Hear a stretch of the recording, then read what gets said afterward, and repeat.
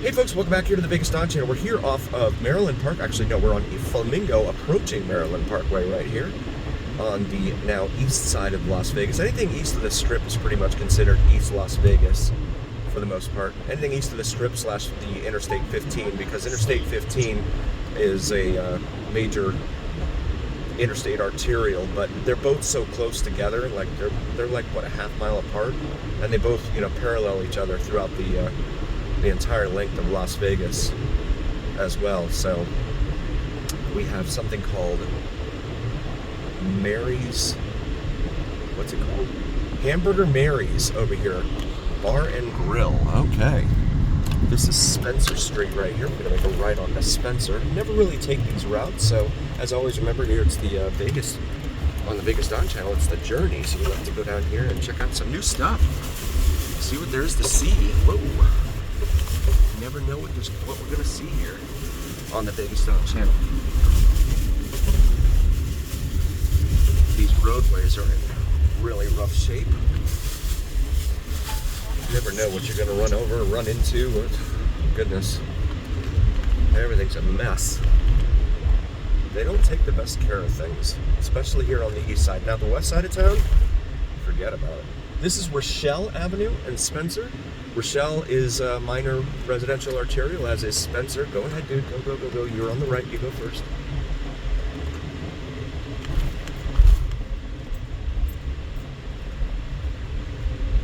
But oftentimes I find these minor arterials to be a little bit better than the main arterials, simply because of all the red lights.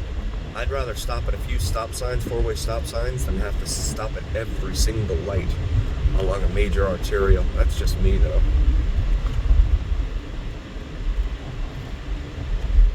And I know growing up with my folks, my folks would often try and take shortcuts and avoid the beaten path and all that down there in Fort Lauderdale, and I always wanted to go see the big streets, right? I wanted to go, come on, let's go see Broward Boulevard, right? Or Davie Boulevard, the big streets there. And I never understood why they always wanted to do the back roads. Now that I'm older, I get it. Definitely get it. Although the speed limit here is 15. Yikes. You can see some definitely older homes in this area, but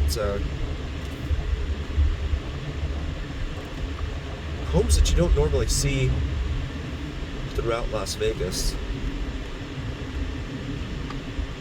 So we come up to about 3:30 p.m. here,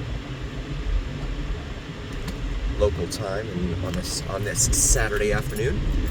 Someone selling juice over there on the right. As we continue southbound here on Spencer.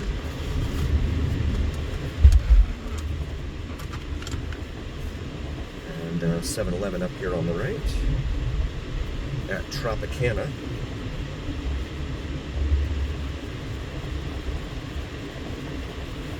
So we're gonna go ahead and I gotta wait for this guy here. I gotta get some gas. 386 again? Wow. 7-Eleven, you're killing me. You guys are killing me, dude. Oh. All right, I'm gonna pause it. Oh, there's another La Villita. We see that in North Las Vegas as well. We're gonna pause it here for a moment, and I'll be right back, guys. So right here at this intersection with Spencer, you've got Magura's Pizza, and then you've got another 7-Eleven right there. So, oh, here comes a state trooper.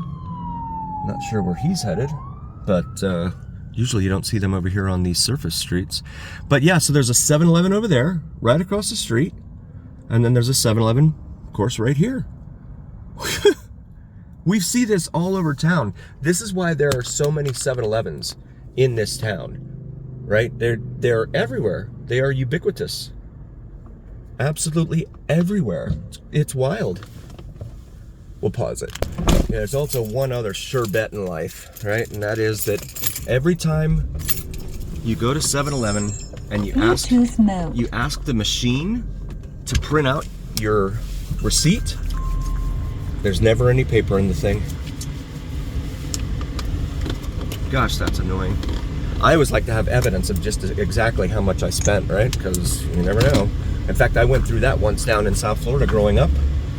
I went to this place. It was not in the best part of town, and gave the lady a $20 bill.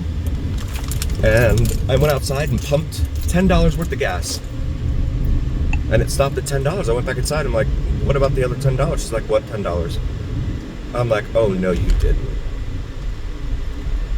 She's like, what? You only gave me a 10. I'm like, seriously? This is how you make your money? Just ripping people off like this? That's disgusting. Ugh. And so, yeah, never did get any resolution from that. I asked for the manager's phone number and all this. She's like, oh, yeah, he's out of the country right now. Of course he is. And you could tell it was something this was not her first time doing. So I'm especially nervous when dealing with cash at some of these places, because, and I always lay it out.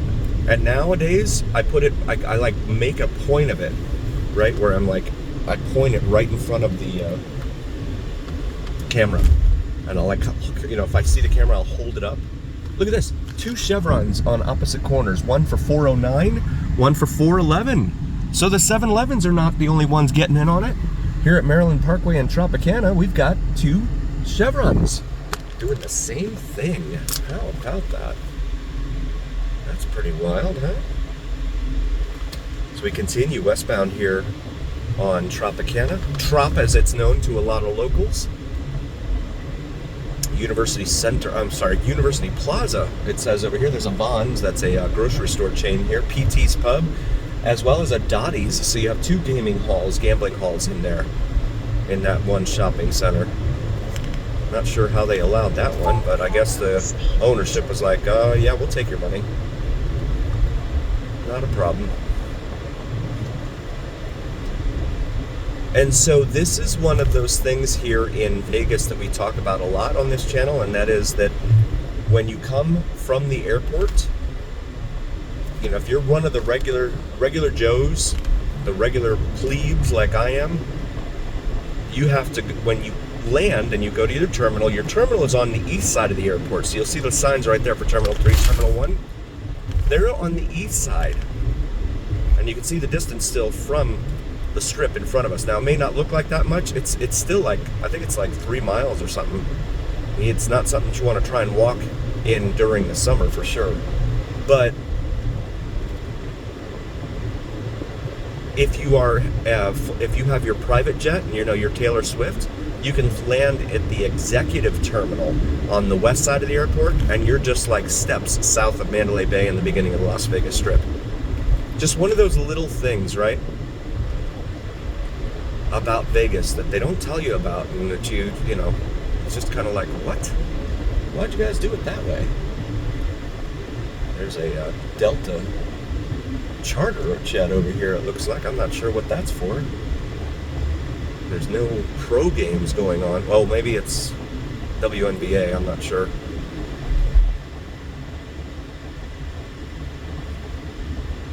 It's certainly not hockey season, nor is it football season yet. But usually when you see a commercial jet parked up at the northwest corner of the airport like that, up here with the Janet planes, oh my goodness. That's a secret. No one's supposed to talk about that. Then those planes are usually chartered, bought out by someone. And again, it's usually a sports team that'll do that, but you never know. You see MGM Grand right there in front of us. And then Studio 6, Motel 6 right here, if you want to do a little walking and not pay premium strip prices along with resort fees and parking fees and breathing the air fees, you could certainly go ahead and do that. But yeah, so this is part of the whole executive terminal over here. You can see some of the little private jets parked over there. Mandalay Bay, as well as the W, formerly known as the Delano, and then the very tippy top of the Luxor, the pyramid up there. Pisces Bar and Seafair, now open at Wynn, it says there. And of course, Venetian just opened up its food court right? Because everyone's getting rid of their buffets and replacing them with food courts. Is it food court? Oh no, food hall. I think it's the terminology they use. They don't want it to be confused with a mall, right? Because at the mall, it's a food court. But at the casino, it's a food hall. As if that somehow makes it sound all that better or something, I don't know. And then you got Cosmo up there, Vadara, and Waldorf Astoria right there as we sit at this long light here at Koval. We want to thank you all so very, very much for being here for us. I was going to say dialing in, but we're not live right now. But thank you guys so very, very much for being here. Please do like, follow, share, and subscribe. It really means a ton to us, more than you know. And as always, remember, here on the Vegas Don channel, it is the journey where what happens in Vegas stays right here on the Vegas Don channel on YouTube.